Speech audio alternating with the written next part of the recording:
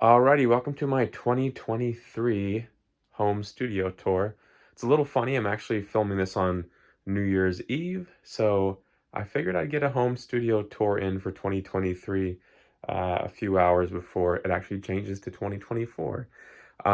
Anyways, I'm just going to show the studio around a little bit. It's been quite a while since I've uploaded a video, and it's been quite a while since I have done a studio tour, and a lot of things have changed. Same space I'm in, but I've changed the setup a bit, the arrangements, and got some new equipment. So I'm going to show you guys that and enjoy the video. All right, the first stop is what I would consider the live room. Let me switch the angle. There we go. And the live room was really intended to be a room for these drums over here. And they have a Gretsch drum kit and the drum mics right here. Shure drum mics, not exactly sure.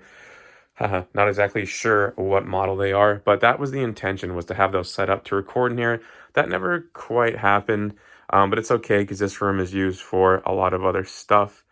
It's used for recording electric guitars, as you can see. I can also come in here and record vocals or any other types of percussion if I want.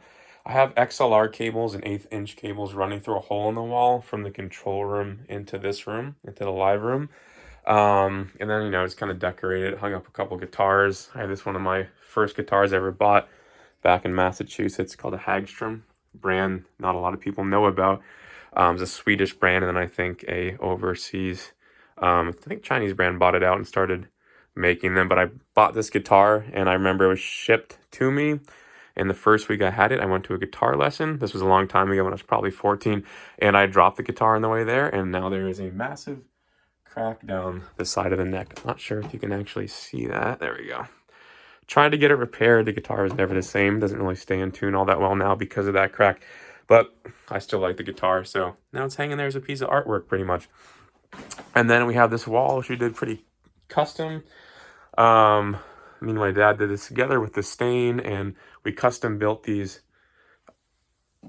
sound panels, which are covered on the wall. You can see it's a little bit eclectic. There's kind of, a random assortment of colors in here. And then one of my favorite parts of the room is 2 seats, good songwriting chairs you can sit in and write.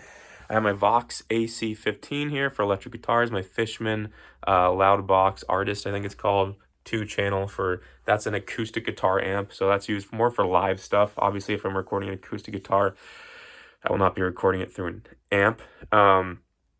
Fender Reverb Deluxe, and then this little Boss looping pedal. I'll sit, and that's good for acoustic live shows, or if I wanted to sit and write and get some ideas out and loop them. This guitar actually signed by a shredder, Michelangelo Batillo, which is pretty cool, back in 2008. Geez. So yeah, that's the live room. Don't spend too much time in here. Spend the majority of the time in the control room, which we're gonna go check out right now. But this is the cool room. It's got a very different vibe from the control room, which is in there. And yeah, that's about it for this room. So this hallway area is this Gibson L00 studio. I write a lot of music on this guitar. It's a great, any parlor size guitar I just love, and this is a good one for writing. Parlor shaped guitars, because they're so much smaller, are a really good guitar to write with, because you can sit with them for hours and they won't make your arms sore, and they're super comfortable. You have a nice comfortable neck, smaller scale length usually. The main room where I spend most of my time, the control room with a squeaky door. Start over here, got a little whiteboard over there for keeping myself motivated, writing down ideas. An award I won. This table I actually just added. Putting my guitar pedal station up here so I can start to focus more on electric guitar sounds. I'm using a lot of the stuff on Logic and Waves, but I wanted to try to start using some of the pedals that I have, like this Canyon Reverb and the Polera delay I always really like, and the Big Muff actually is a great pedal. I've had this for so long, I could be honest with you, I don't remember how many times I've used this. Not many. It's another runner-up award that I got for the Independent Music Awards. I always set that there and remind myself, oh yeah, you can write music decently. A little inspiration. And here's the big setup. I'm gonna start off by saying one thing. This chair, if you're ever looking for a chair for a studio and you're willing to spend a little bit of money, this chair, it's by a brand called Secret Lab. By far the best chair I've ever had. Super comfortable, super supportive. It does not make a squeaking noise, which if you're recording is huge because sometimes I'll sit and record, whether it be acoustic guitars. Sometimes if I want to do vocals, I'll sit and do vocals. I know it's kind of frowned upon, but sometimes I get my best take doing that. So screw it, who cares? Um, Anyways, Secret Lab chairs are amazing. I don't remember how much exactly it was, but check it out. It's, if you're looking to invest in a good chair, it's definitely worth it. Huge part of the studio is this right here. The Neumann TLM 103 records everything really well. The vocals, acoustic guitars, literally anything. Love it. This has been a centerpiece of almost everything that I record. Another thing I use is the Focusrite interface. It's a little dark, not sure how well it's showing. This Joe Meek vocal, the 6Q2. I've used this quite a bit for vocals. It's pretty awesome. I like it a lot. And then the setup here, I have 3 monitors. So I will quickly show you once I log in.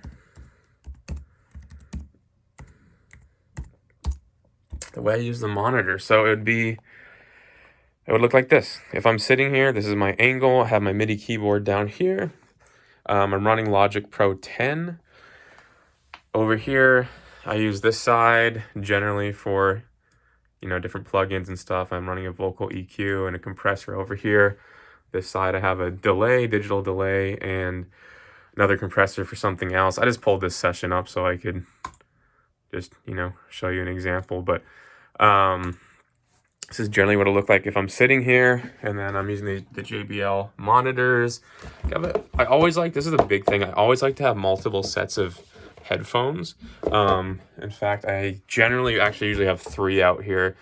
I want 3 different headphones because when I'm recording, I want to be able to hear what it sounds like in 3 different headphones, because if you ever take the time to pay attention to how drastically different the natural EQ that each headphone has in it, songs sound so much different. So, for example, one of these is really bass heavy.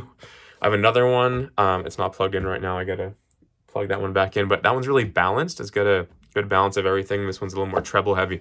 So if I'm recording, I'll, take the time to switch them around, or it's just good to be able to listen to it in different settings and different ways. And it's the same thing with monitors, and that's why I have, I've got the smaller ones, got the bigger ones up here, the PreSonus's quite a bit larger. If I'm mixing, I'll probably, I'll take the time to go through the smaller speakers, monitors, and then up to the bigger ones. And then I'll even sometimes put the headphones in. When you're mixing stuff, you want to be able to hear it through as many different things as you possibly can. That goes all the way from high quality speakers to low quality earbuds and anything like that. You want to make sure it kind of sounds good on everything. I recently bought this at a local art show. Got all my capos in there. I don't know, any of you guitar players, you probably know I can't be the only one that consistently loses capos. It's insane. So yeah, that's the setup here. Get a little Van Gogh piece of art there for the pad, for the mouse pad. So it kind of looks like this. Scroll this way. Up here, sound panels above. That helps deaden the sound a lot. Got this awesome carpet at the bottom. It's kind of I don't know what style. It reminds me of like Santa Fe, New Mexico, which I love. And then over here, this wall is the guitar wall. I won't go too deep into the guitars, even though I could nerd out on guitars forever. That's my favorite thing. I love collecting guitars. Got the Fender Tele, my first US made guitar I ever got. I think it was a 2015. And then work my way down with different acoustics. This Fender P bass has been amazing. Just kind of fits every song really well. Some of you might know this is a Kiesel, formerly Carvin. It's a custom guitar I had built. And then I have my, what I would consider holy grail dream guitar. right here.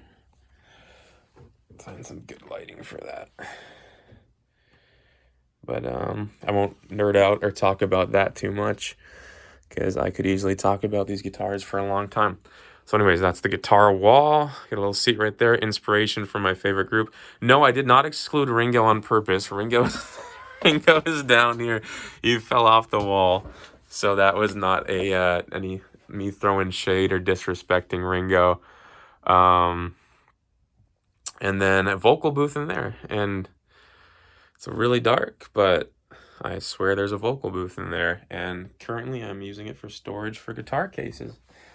Anyways, that was pretty much it. My view back here. This is kind of the view of the whole thing. It's a nice little mellow mood in here. I like the vibe of it. It's got a lot of different colors on the walls. I got brick walls over here. I got purple and white, more purple. The ceiling is like an orange color. It's kind of weird, but it works in a recording studio. And the desk, my dad custom built for this space specifically. So it ends up giving me a lot of room and works out well. And that's about it. I could potentially go into more detail about specific equipment like guitars, but I just wanted to give a general overview and kind of check in, show everyone or myself what it looked like in 2023. And that's about it. Thanks for watching.